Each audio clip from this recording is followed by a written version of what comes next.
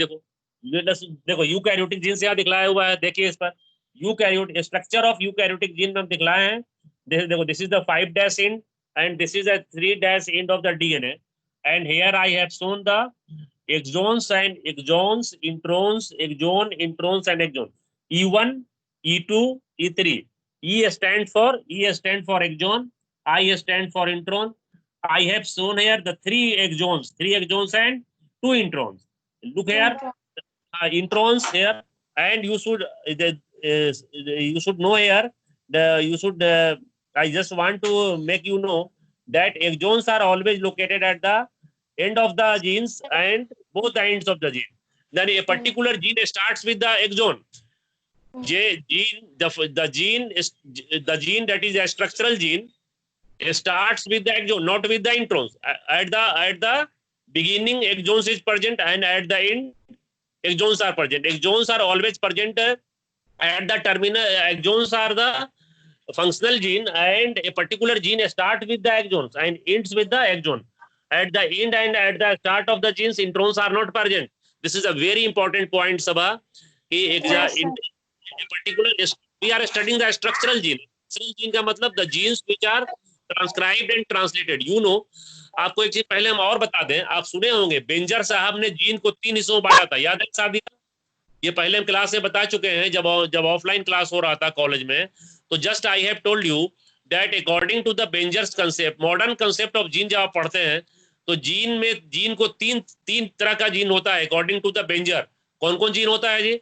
Structural gene होता है जिसको सिस्ट्रॉन कहते हैं, जो cistron, recon and muton, cistron, recon and muton. The gene which is transcribed and translated is known as a structural gene. Structural gene को हम लोग सिस्ट्रॉन भी कहते हैं, and the muton, the part of the gene which can undergo mutation is called muton, and the part of the gene which can undergo recombination is known as क्या? Reckon. तो according to Berger साहब के हिसाब से gene 3 तरह के होते हैं। कौन कौन जीन है? सिस्ट्रॉन होता है, रेकॉन होता है और म्यूटन होता है। तो हम लोग को कौन सा जीन सबसे इंपॉर्टेंट नजर आएगा? स्ट्रक्चरल जीन्स को सिस्ट्रॉन कहते हैं। वैसा gene, such genes which are transcribed and translated to produce क्या? Proteins are known as structural gene. और हम इसी स्ट्रक्चरल जीन को दिखलाए हैं कि दीज स्ट्रक्चरल जीन जो होते हैं सिस्ट्रॉन, जो यूकैरियोटिक सिस्ट्रॉन होता है, यूकैरियोटिक सिस्ट्रॉन किसे बटा होता है? Eukaryotic cistron is consist of exons and introns, and exons and introns are present alternatively. One exon is present and next to the exon introns is present, again exons are present, and again introns. It means the introns are the intervening sequence. Do you know the meaning of Sabha? Intervening sequence. Sadia, Samra और ये Siri, what is the meaning of intervening? Intervening का मतलब the part of the gene present between the 2 exons, the part of the genes which are present between the 2 exons, 2 functional gene exon है, उसके बीच जो part होता है DNA का, उसको intervening sequence कहते हैं। और उसी इंटरवेनिंग सीक्वेंस का नाम क्या होता है? इंट्रॉन्स होता है। The introns are the intervening sequence present between the 2 functional exons. This is the introns. Exons are functional, exons is the coding, exon is the coding, and this is the intron which is the intervening sequence यानी बीच का sequence. दो exons के बीच में एक intervening sequence होता है, and that intervening sequence is non coding, and that non coding intervening sequence present between the 2 functional exons, 2 exons is known as the intron. और ये वर्ड किसने दिया था? अभी मैंने आपको बताया है कि the term exon and intron was given by Gilbert नाम का एक मॉलिक्यूलर बायोलॉजिस्ट थे। उन्होंने एक्सोन और इंट्रॉन वर्ड को दिया है कब? 1977 में, 1977 में ये वर्ड आया है, एक्सोन्स एंड इंट्रॉन्स। और इसको देने वाला आदमी था विलियम गिलबर्ट नाम के आदमी थे, जिन्होंने दिया था। और ये एक्सोन, अब एक खास बात, अभी हम लोग फीचर्स पढ़ रहे हैं कि एक्सोन्स और इंट्रॉन्स के क्या क्या फीचर्स होते हैं। एक्सोन्स हमेशा याद रखना, exons are smaller in size than introns. Introns का लेंथ बड़ा होता है एंड एक्सोन्स कैसा होता है? छोटा होता है। Exon is relatively smaller, short, whereas introns are relatively longer. And the very important point is that here the exons are a particular structural gene begins with the exon and ends with the exon. Introns are not located at the terminal end. Rather, the functional gene, where the structural gene does not start with the intron. Rather, it start with the exon. Exon से शुरू होता है, axon पे खत्म होता है, और बीच में क्या होता है, एक एक्सोन के बाद एक इंट्रॉन, फिर दूसरा एक्सोन, फिर इंट्रॉन. इस तरह से ये अल्टरनेट मैनर में एक्सोन और इंट्रॉन लगे होते हैं. अब एक खास बात, the another very important character I am going two point out here, कि इंट्रॉन, जो इंट्रॉन्स होते हैं, इंट्रॉन्स के 5' एंड पर और 3' एंड पर, जहां से इंट्रॉन शुरू होता है, उसके शुरुआत में, बिगिनिंग में और उसके अंत पर कौन ऐसे नाइट्रोजनस बेस होते हैं जो प्रेजेंट होते हैं. देखिए यहाँ, look at the diagram. This has been here, I have shown here the a part of the intron. Is the diagram visible on the board, white board?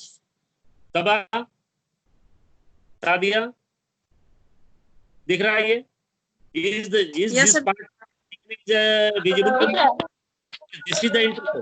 This is the intron. At the beginning of the intron is the GT rich, guanine, thymine, guanine, and this is guanine. This is thymine, G stand guanine, thymine. And look here, adenine and guanine. So at the intron has guanine. Intron has GT at its 5' end and AG at its 3' end. So a particular intron always begins with the GT and it ends with the AG sequence. And this rule is called, this principle is called GT-AG rule कहलाता है. इसको क्या कहते हैं? GT-AG rule कहा जाता है. This rule is known as GT-AG rule कहलाता है. GT-AG rule का मतलब कि a particular intron begins with the GT sequence and a particular intron ends with the AG sequence. ऐसा कहाँ होता है? ऐसा such a rule is applicable in case of DNA. अब देखो यहाँ RNA में देखो, look at this diagram. Here is the pre-RNA. This shows RNA पर T नहीं होता है, you know. Thus RNA does not have क्या, thymine. RNA में क्या रहता है thymine के जगह पर? Sadia, hello. Yes sir. Thymine जो होता है, जो नाइट्रोजनस बेस थाइमीन एब्सेंट होता है ना किसमें, आरएनए में. और आरएनए में थाइमीन की जगह पर क्या मिलता है श्री? एडेनिन. नो, एडेनिन तो डीएनए आरएनए दोनों में रहता है, साइटोसिन दोनों में रहता है ना, गुआनिन दोनों में रहता है, थाइमीन दोनों में नहीं रहता. डीएनए में थाइमीन होता है, ठीक है, और आरएनए में क्या रहता है? यूरैसिल होता है. क्या होता है? यूरैसिल होता है. तो जब इंट्रॉन डीएनए पे प्रेजेंट है, तो अभी हम बता रहे थे क्या कि देयर इज इंपॉर्टेंट रूल, कि जहां पर इंट्रॉन होता है, इंट्रॉन शुरू होता है किसी से, जीटी से, और उसके 5' एंड पर जीटी होता है और 3' एंड पर क्या होता है? अभी देखें, एजी होता है. तो ये तो डीएनए की बात हो गई. जब डीएनए का ट्रांसक्रिप्शन होता है तो क्या बनता है? ट्रांसक्रिप्शन होता है डीएनए में, eukaryotic DNA is transcribe to form क्या? एचएनआरएनए बनता है. क्या बनता है? एचएनआरएनए पहले बनता है, एचएनआरएनए से एमआरएनए बनता है. तो जब डीएनए में जहां पर इंट्रॉन है, और उसके बिगिनिंग में हम कह रहे हैं कि जीटी सीक्वेंस है, और उसके एंड पर इंट्रॉन का क्या है?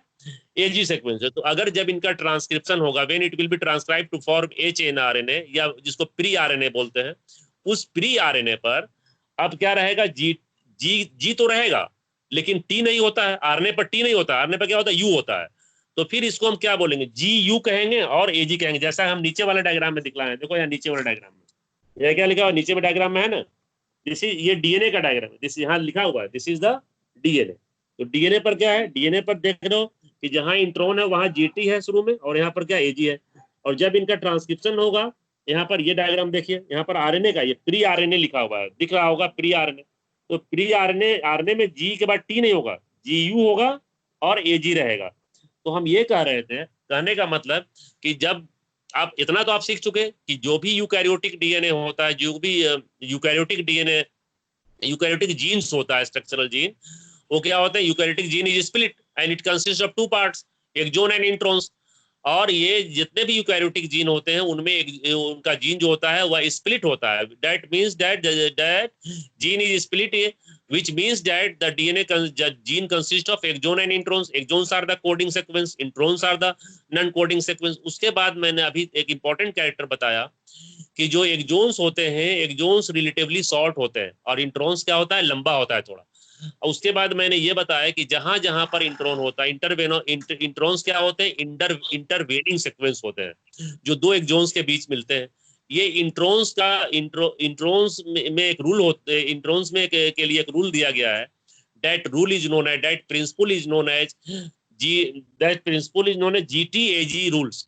GTAG रूल्स के हिसाब से ये होता है, according to this rule the intron begins with the GT and ends with the AG. ये डीएनए पर क्या होगा, जहां इंट्रॉन होंगे डीएनए पर, वहां पर इंट्रॉन के शुरू में क्या होगा, GT बेसेज होंगे और एंड्स पर क्या होंगे, एडेनिन गुआनिन होंगे. लेकिन जब इनका ट्रांसक्रिप्शन होगा और प्री mRNA बनेगा, तब वहां पर तुम जानते हो कि HNRNA पर दोनों होता है, एक्सोन्स भी होते हैं और इंट्रॉन्स भी होते हैं. जब डीएनए का जब यूकैरियोटिक डीएनए ट्रांसक्राइब होता है तो पहले उससे क्या बनता है, HNRNA बनता है, हेटेरोन्यूक्लियर RNA, और उस पर दोनों सीक्वेंस चला आता है, एक्सोन्स भी आ जाते हैं और इंट्रॉन्स भी आ जाते हैं. जब उनका मैच्योरेशन होता है तब जाकर फाइनली mRNA बनता है.